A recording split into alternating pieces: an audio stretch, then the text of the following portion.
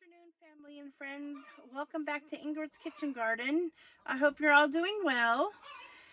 So, with the rise of people wanting to grow a garden, whether they're just wanting to grow some vegetables for fun in their front yard or backyard or on their patio, or whether they feel the urge to grow a garden because of the rise of vegetables or produce or anything in the grocery store, they are thinking that maybe if they can grow some vegetables to cut the cost at the grocery store. There's a lot of reasons why people are wanting to start up a garden this year, and I've come up with about 11 easy to grow crops that will give a person some gratification and some success in the garden. One of those crops is a green bean, and I highly recommend the bush bean rather than the climbing bean, just because you don't have to trellis that bean. And one of my favorite beans is the French fillet or the tenderlet. It is about the size of a pencil, and you can either eat it fresh, saute it up with some butter, salt and pepper. Any way you cook that bean, it's going to be good. And another vegetable I think would be great would be an onion, and specifically a scallion or a bunching onion. And those come in a white or a pink variety. I think that the pink variety is kind of fun. It's a little bit different. You can't get that in the grocery store, so that might be something to look out for. And those grow fairly fast. You can let them bulb up a little bit, or you can just cut the greens off and use those for flavorings in your dishes. And another, I have my little list here, so I'm going to prop that up right there. And my third one would be a cucumber. Now, cucumbers need some trellising, and a person could very easily just trellis a cucumber within a tomato cage. I've done that numerous times in the past, and it works fairly well. I prefer a cucumber that is a thin-skinned cucumber, and my favorite cucumber is called Beet Alpha. Beet Alpha specifically, you can use it for fermenting, eating fresh, or even pickling when you pick them a little bit smaller. They're good for all of those things. So that's why I like the Beet Alpha, because it's all around a good cucumber.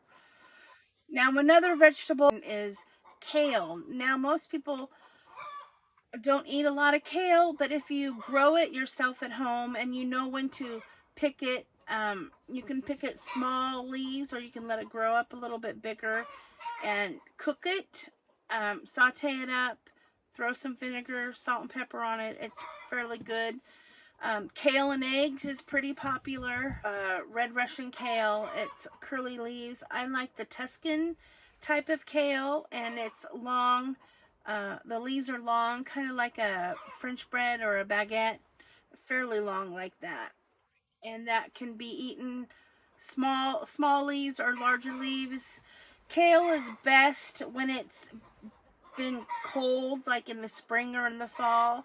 But a person could grow a kale plant in the spring and let it grow through the summer, and you can pick it and still eat it.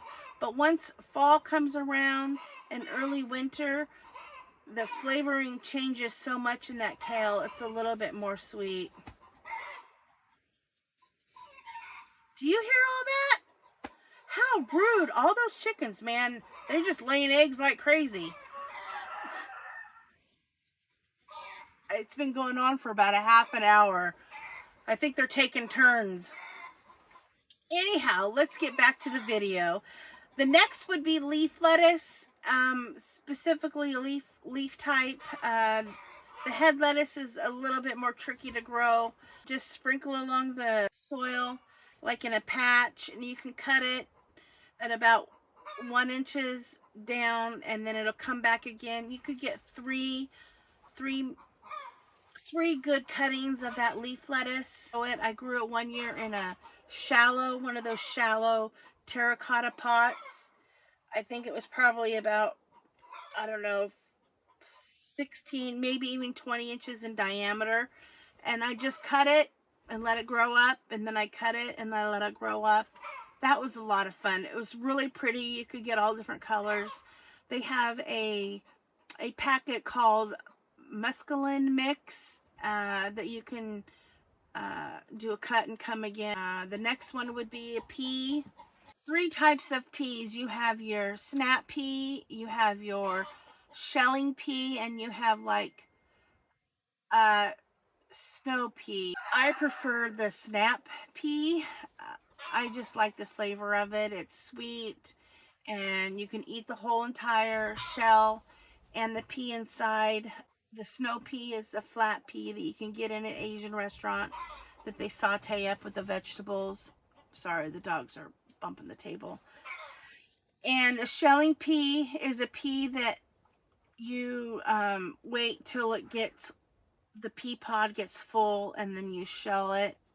And another vegetable to grow would be the potato, like this. This is a seed. Actually, this is a potato that I got at the grocery store, and it has already chitted out. See all those little sprouts that are coming up? Um, you plant that in the ground like that, and all those sprouts will come up, and they'll come through the ground and grow. And from this one potato, you could get probably 10 more potatoes from it. The nice thing about potatoes is that they're a superior product than you get in the grocery store. You'll be amazed on the flavor. Now, Swiss chard is not a really common vegetable a lot of people buy in the grocery store. But the reason I put that on the list is because Swiss chard is very versatile. It could be like a spinach replacement. The leaves get really big, and then it has a long stalk, almost like a celery.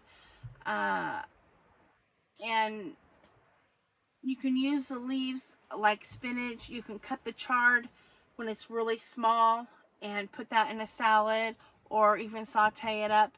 Or you can let the leaves grow really big. They'll get to be really big plants if you let them grow. And pretty um they're pretty tolerant of the summer. Now spinach is not, so that's why I don't recommend spinach. Spinach has a short growing time where once it gets a little bit warm, it just wants to bolt up. Bolting up means sending a shoot up and flowering. And when it does that, that means it's completely done. And the Swiss chard is not like that. So that's why I recommend the Swiss chard. And it's pretty versatile. The stalk is really good, just sauteed up. Um, you cut it up in slices, and then saute it up. And then I like to put a little bit of vinegar on it. It's pretty tasty. Tomatoes, different varieties of tomatoes. There's a determinate variety and an indeterminate variety. And the indeterminate variety requires trellising of some sort and pruning, and it's a lot more work intensive. And so if I were a beginner gardener, I would think a person would want to grow a determinate variety of tomato. It it grows easy just within a tomato cage. It grows to about 3 to 5 feet tall, and it gets really bushy. It puts on all the fruit kind of at one time. Now we're coming to a summer squash. There's a couple varieties of summer squash. A zucchini or a patty pan. Both of them are really good. One zucchini plant will put you in zucchini for the whole summer. So if a person were to grow one patty pan squash and then a zucchini squash, you would have a variety of squash, which would be kind of fun to grow. And then another one, I guess this would be the last one, and that would be a radish. Now radishes are really, really um, quick growing. You can plant a seed and get a radish within 3 to 4 weeks. Um, So I highly recommend a radish. There's a variety of radishes. They have English breakfast. English breakfast? I don't know if that's the right one. I don't know. I'll see. For some reason I think it's English breakfast. Or maybe that's just a tea. I'm not sure. Anyway, my favorite radish is called a snowball radish or a hookery radish. And that's a small little ball radish about the size of a ping pong ball. It's white, super sweet, really tasty, and that's my favorite radish. And a radish, you can roast it in the oven with a little bit of oil or slice them up and put them in a salad. And so radishes are a lot of fun to grow. And then I think if a person would plant a couple of herbs, basil is pretty easy to grow. You can pretty much grow basil from a start that you get in those little plastic containers at the grocery store. But I don't recommend anybody doing that. Maybe getting a 4-inch pot. Home and garden store would be good for a basil plant. Now dill grows really easy from seed.